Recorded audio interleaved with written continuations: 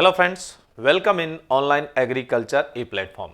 Student, आज का session आप लोगों के लिए बहुत स्पेशल रहने वाला है क्योंकि आज हम जानेंगे कि जो आईसीआर के अंडर में आने वाली जो भी गवर्नमेंट एग्रीकल्चर यूनिवर्सिटीज़ है, जिनके अंदर आपकी 4 डीम्ड यूनिवर्सिटीज़ आती है, 3 सेंट्रल एग्रीकल्चर यूनिवर्सिटीज आती है और 63 स्टेट एग्रीकल्चर यूनिवर्सिटीज आती है और उसके अलावा 4 यूनिवर्सिटी आपकी central university with agriculture faculty आती है। फिर से बता देता हूं, देखिए स्टूडेंट, आईसीआर के अंडर में आने वाली 4 आपकी deemed university, 3 central agriculture universities, 63 state agriculture universities और इसके अलावा जो 4 central university with agriculture faculty. Total जो यूनिवर्सिटी आपकी बनती है, कितनी बनती है? 7 और 70 74 यूनिवर्सिटीज बनती है।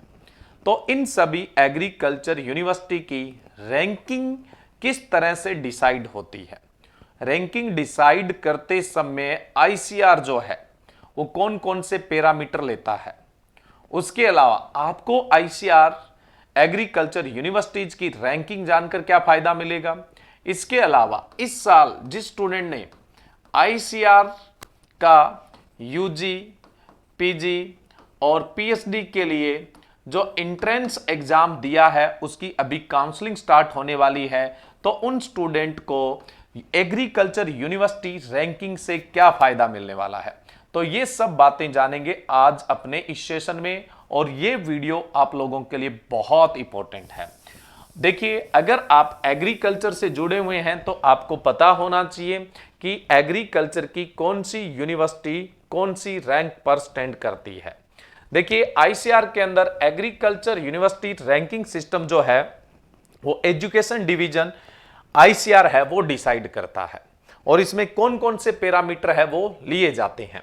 वैसे तो स्टूडेंट, आईसीआर के अंडर में पूरे का पूरा एग्रीकल्चर आता है। आईसीआर अपने आप में ऑटोनॉमस बॉडी होती है, ठीक है। एग्रीकल्चर में अगर मैं बात करूं, एजुकेशन, रिसर्च और एक्सटेंशन, तीनों ही चीज को कौन हैंडल करता है? आईसीआर करता है। एजुकेशन मैं बात कर रहा हूं पढ़ाई की, स्टडी की, लर्निंग की। रिसर्च, एजुकेशन लेने के बाद आप कुछ इन्वेंशन करेंगे, कुछ नया खोजेंगे, जो पुराना है उसमें सुधार करेंगे, वो रिसर्च। और जो आपने सुधार किया है, नया खोजा है, वो किसानों तक पहुंचाना एक्सटेंशन कहलाता है। तो अब आईसीआर के अंडर में कुछ ऐसे इंस्टीट्यूट है जो रिसर्च का काम करते हैं, यानी अनुसंधान का। कुछ ऐसे इंस्टीट्यूट है जो एक्सटेंशन का यानी प्रसार का काम करते हैं। और एग्रीकल्चर यूनिवर्सिटी एक ऐसा इंस्टीट्यूट होता है जो ये तीनों ही काम करता है। एजुकेशन भी करवाता है, रिसर्च का भी काम करता है और एक्सटेंशन प्रसार का भी काम करता है। तो एग्रीकल्चर यूनिवर्सिटीज ही सिर्फ एक ऐसा इंस्टीट्यूट होता है जिनके पास ये तीनों काम होते हैं। अब जब आप अपनी काउंसलिंग कर रहे हैं, बेहतरीन यूनिवर्सिटी को पहले भरेंगे, जाहिर सी बात है, और बेहतरीन यूनिवर्सिटी में एडमिशन लेंगे तो आप क्या है, एक बेहतरीन करियर को देखेंगे, यानी आपका जो भविष्य होगा वो उतना ही सुनहरा होगा। लेकिन इससे पहले आप ये जाने कि रैंकिंग डिसाइड कैसे होती है। ये जानने के बाद आपको लग जाएगा कि हमें जो काउंसलिंग के अंदर यूनिवर्सिटीज है वो फिल करनी चाहिए, वो रैंकिंग को देखकर ही करनी चाहिए, और बिल्कुल करनी चाहिए। क्योंकि देखो, रैंकिंग में किन किन चीजों को शामिल किया जाता है? Teaching resources and outcome. Student के लिए सबसे पहली चीज तो ये जरूरी है कि किसी एग्रीकल्चर यूनिवर्सिटी का टीचिंग रिसोर्सेज क्या और उसका आउटकम क्या आ रहा है, उसका मतलब पढ़ाई करवाने वालों का स्रोत क्या है, यानी टीचिंग रिसोर्सेज क्या और उसका आउटकम क्या है, ये शामिल, ये देखा जाता है। ये सब पैरामीटर देख के ही रैंक डिसाइड होती है। इन सभी पैरामीटर में जिसका स्कोर ज्यादा होता है उसकी रैंक अच्छी होती है। तो सबसे पहला पैरामीटर कौन सा है? Teaching resources and outcome. दूसरा है फैकल्टी प्रोफाइल, जो आपको पढ़ाने वाली फैकल्टी है उनकी प्रोफाइल क्या है, क्या कुछ कर रखा है, उनके पास क्या अचीवमेंट्स है। स्टूडेंट परफॉर्मेंस, जो स्टूडेंट पास आउट हो चुके हैं उनकी परफॉर्मेंस कैसी रही है। अगर वहां के स्टूडेंट की परफॉर्मेंस अच्छी है, इसका मतलब वो यूनिवर्सिटी अच्छी है, बेहतरीन है, आपको यही तो देखना है। रिसर्च प्रोडक्टिविटी, वहां पर जो रिसर्च होता है उसकी प्रोडक्टिविटी क्या है, उसकी उत्पादकता क्या है और उसका इंपैक्ट क्या है प्रैक्टिकली फील्ड पे, किसानों को, आसपास के क्षेत्र को उस रिसर्च से फायदा क्या है, कैसा असर पड़ रहा है। रिसर्च एक्सीलेंस क्या है, क्वालिटी क्या है उसकी, अनुसंधान का लेवल क्या है, एक्सटेंशन एक्टिविटी, प्रसार का कार्य यूनिवर्सिटी कितना कर रही है, लोगों को कितना फायदा पहुंचा रही है, यूनिवर्सिटी अपने आसपास के किसानों को कैसे जोड़ के रख रही है और कैसे उनकी इनकम प्रोडक्टिविटी, उनका सोशल इकोनॉमिक स्टेटस है वो कैसे ऊपर उठा रही है, और आउटरीच प्रोग्राम कैसे कंडक्ट करवा रही है, यानी एजुकेशन को छोड़ के, यूनिवर्सिटी को छोड़ के उसके आसपास एग्रीकल्चर या एलाइड सेक्टर से संबंधित क्षेत्रों से, मतलब संबंधित क्षेत्रों में किस तरह के प्रोग्राम कंडक्ट करवा रही है, उस यूनिवर्सिटी द्वारा रेवेन्यू क्या जनरेट हो रहा है, वहां के फील्ड पे क्या प्रोड्यूस हो रहा है, वहां के रिसर्च का आउटपुट कितना है, उस रिसर्च की वैल्यूज क्या है, वहां के पब्लिकेशंस क्या है, ठीक है, मतलब वो कितना पैसा कमा रही है। जाहिर सी बात है वहां का स्टाफ हार्ड वर्कर होगा, इनोवेटर होगा, तो जाहिर सी बात है रेवेन्यू जनरेशन भी क्या होगा, ज्यादा, रैंक भी क्या होगा उसका अच्छा होगा। उसके अलावा जो रिलेटेड स्टाफ है, टीचिंग स्टाफ के अलावा, रिसर्च स्टाफ के अलावा बाकी जो स्टाफ है वो कितना मेहनती है, उनका आउटपुट कितना क्या है, उनकी प्रोडक्टिविटी कितनी क्या है, ये सब। उसके अलावा उस यूनिवर्सिटी के स्टाफ और स्टूडेंट्स कितने हैं, कैसे हैं, क्या आउटपुट आ रहा है, क्या उनका स्टेटस है, ये सारी चीजों को शामिल कर इन सब के स्कोर डिसाइड होते हैं। उन्हीं के टोटल से क्या होता है, यूनिवर्सिटी की रैंक डिसाइड होती है, और जिसकी रैंक बेहतरीन इसका मतलब वो यूनिवर्सिटी बेहतरीन, जिसकी रैंक बेहतरीन इसका मतलब वो यूनिवर्सिटी क्या होगी, बेहतरीन। और आपको अपनी काउंसलिंग के दौरान इस बात पर ध्यान देना ही देना है। अब देखो, जो अभी हमारे पास जो रैंकिंग है वो 2020 की है, क्योंकि लास्ट रैंकिंग 2020 की आई हुई है। 2021 की रैंकिंग के लिए अभी 5 अक्टूबर से ही तो प्रोग्राम स्टार्ट हुआ, अभी 2021 की रैंकिंग आने में टाइम लगेगा, और 2023 में 2022 की रैंकिंग आएगी, जाहिर सी बात है। तो अभी आपको जो यूनिवर्सिटी और कॉलेज अपनी काउंसलिंग में फिल करने हैं वो इसी रैंकिंग के आधार पे करने, यानी 2020 की रैंकिंग के आधार पर ही करने हैं। तो इस रैंकिंग 2020 की रैंकिंग में 67 यूनिवर्सिटी शामिल थी, जिसमें से टॉप 25 को मैं फटाफट बता देता हूं।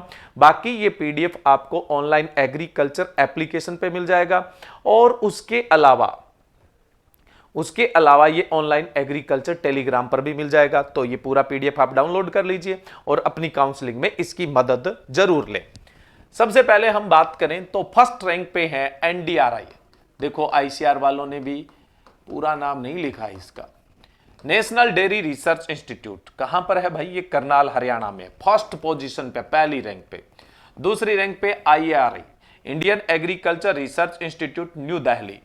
तीसरी रैंक पे है Indian Veterinary Research Institute, Izzatnagar, Uttar Pradesh. चौथी रैंक पे है GB Pant University of Agriculture and Technology, Pantnagar, Uttarakhand. ये अपने देश की सबसे पहली स्टेट एग्रीकल्चर यूनिवर्सिटी थी। पांचवी रैंक पे है Punjab Agriculture University, Ludhiana, Punjab. 6 number पे University of Agriculture Science, Bengaluru के अंदर, यानी कर्नाटका में। 7वीं है Central Institute of Fisheries Education, Mumbai, Maharashtra में। 8वीं है तमिलनाडु एग्रीकल्चर यूनिवर्सिटी, कोयम्बतूर, तमिलनाडु में। 9वीं रैंक पे है चौधरी चरण सिंह हरियाणा एग्रीकल्चर यूनिवर्सिटी, हिसार, हरियाणा में। 10वीं जो रैंक पे है वो है Sher Kashmir University of Agriculture Science and Technology, Srinagar, Kashmir के अंदर है। 11वें नंबर की Acharya NG Ranga Agriculture University, Guntur, Andhra Pradesh की। 12वें नंबर की है Tamil Nadu Veterinary and Animal Science University, Chennai, Tamil Nadu. 13वें नंबर की है Central Agriculture University, Imphal, Manipur. 14वें नंबर की है सरवन कुमार कृषि विश्वविद्यालय, पालमपुर, हिमाचल प्रदेश। 15वें नंबर की है Maharana Pratap University of Agriculture and Technology, Udaipur, Rajasthan. 16वें नंबर की है इंदिरा गांधी कृषि विश्वविद्यालय, रायपुर, छत्तीसगढ़। और 17वें नंबर की है university of Agriculture science, Dharwad, Karnataka की। ठीक है, मैंने कहा था 25 तक मैं आपको बता देता हूं, उसके बाद वाली आपको देखनी है तो आप इस पीडीएफ से देख लेना। एक तरफ हिंदी में भी दिया हुआ है, एक तरफ है इंग्लिश में भी, और ये आईसीआर की ही पीडीएफ है। ठीक है, नेक्स्ट 18 नंबर पे Guru Angad Dev Veterinary and Animal Science University Ludhiana Punjab.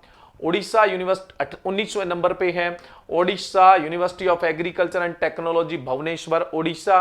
20वें number की है आनंद एग्रीकल्चर यूनिवर्सिटी आनंद गुजरात। 21वें नंबर की University of Horticulture Science Bagalkot. 22वें नंबर की है doctor Yashwant Singh Parmar University of Horticulture and Forestry Nauni Solan Himachal प्रदेश।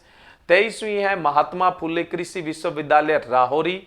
और 24वें नंबर पे Kerala veterinary and Animal Science university Wayanad. और 25वें नंबर की यूनिवर्सिटी ऑफ एग्रीकल्चर साइंस रिचूर। तो ये 25 रैंकिंग तक मैंने बता दिया है। बाकी मैंने कहा था इस रैंकिंग में कितनी यूनिवर्सिटी को रखा गया था, 67 यूनिवर्सिटी को शामिल किया गया था। ये पूरी की पूरी 67 तक की लिस्ट है। इस लिस्ट का आप अपनी काउंसलिंग के दौरान जरूर इस्तेमाल करें, आपको यूनिवर्सिटी सिलेक्शन में बहुत फायदा मिलने वाला है। ठीक है, बाकी अगर कोई आपका एग्रीकल्चर फील्ड से रिलेटेड पर्सन जो अभी एजुकेशन किसी अच्छी यूनिवर्सिटी से एजुकेशन ले रहा है या इस लाइन में कोई प्रोफेसर है या कोई साइंटिस्ट है, तो उनसे भी आप थोड़ी सलाह मशुरा करने के बाद ही अपने काउंसलिंग के अंदर यूनिवर्सिटीज है उनको फिल करें। बिना किसी रिसर्च के सीधी की सीधी यूनिवर्सिटी फिल नहीं करनी चाहिए आपको। उसके बाद आप अपना थोड़ा कन्वेंस भी देखते हैं, थोड़ा लोकेशन भी देखते हैं, चलिए वो ठीक है, लेकिन रैंकिंग को सबसे पहले प्रायोरिटी आपको देनी चाहिए। तो आज के सेशन में बस इतना ही, और आपके लिए इस तरह के नॉलेज वाले सेशन लेके आएंगे जो आपके एग्रीकल्चर करियर के लिए बहुत इंपॉर्टेंट रहने वाले हैं। Thank you.